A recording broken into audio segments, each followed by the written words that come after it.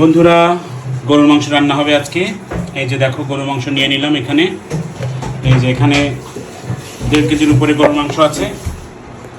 তো আজকে রান্না হবে গরুর মাংস। কিভাবে রান্না হবে রেসিপিটা তোমাদেরকে দেখাবো। এই যে পেঁয়াজ কেটে নেওয়া হয়েছে, দেখো।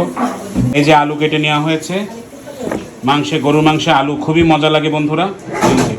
বন্ধুরা, আজকে 10ই মহররম, পবিত্র জুম্মার দিন। তো আজকে গরু মাংস রান্না হবে। এই যে এখানে গরু মাংস নেওয়া হয়েছে, আর এই যে গরু মাংসের জন্য আলু। এখানে আছে বিভিন্ন রকম মশলা, এগুলো পেস্ট করা হবে। এছাড়াও কিছু গুঁড়া কোনো মশলা দেওয়া হবে, যেগুলো গোপনীয়, এগুলো আপনাদেরকে দেখাবো না। আর এগুলো হচ্ছে পেস্ট করা হবে। এই যে এগুলো পেস্ট করা হবে। আজকের গরুর মাংসের রেসিপিটা একেবারে চমৎকার হতে যাচ্ছে বন্ধুরা, খেলে একেবারে দিল খুশ হয়ে যাবে। সবাই ভিডিওটির সাথে থাকো, দেখাবো।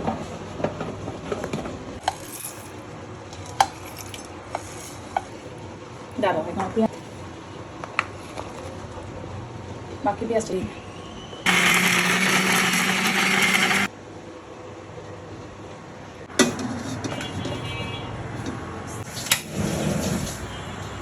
এখন এটা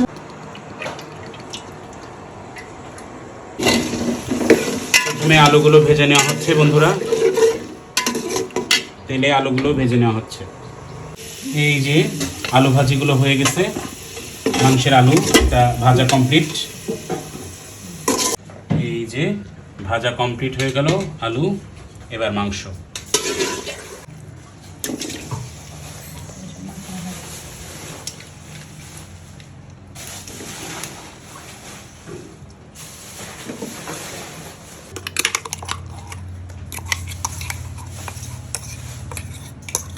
মশলাগুলো সব দিয়ে দেওয়া হলো। এই যে দেখো, এবার মাংসটাকে মিক্সড করে নেওয়া হচ্ছে বন্ধুরা। দেখো,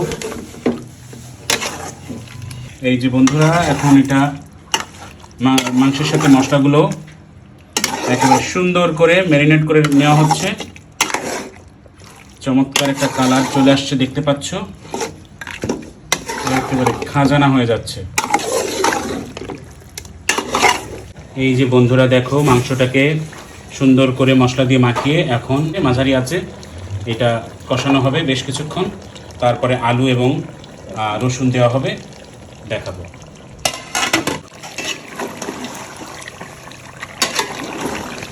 এই যে বন্ধুরা দেখো, কালারটা কি চলে আসছে, দেখো একেবারে জবরদস্ত কালার চলে আসছে।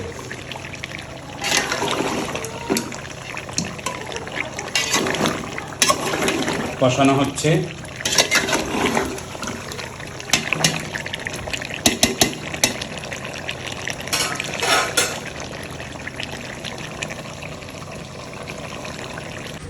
এই যে বন্ধুরা, রান্না হয়ে গেল গরু মাংস। দেখো একেবারে কালারটা দেখো, চমৎকার হয়েছে, একেবারে খেলে দিল খুশ হয়ে যাবে।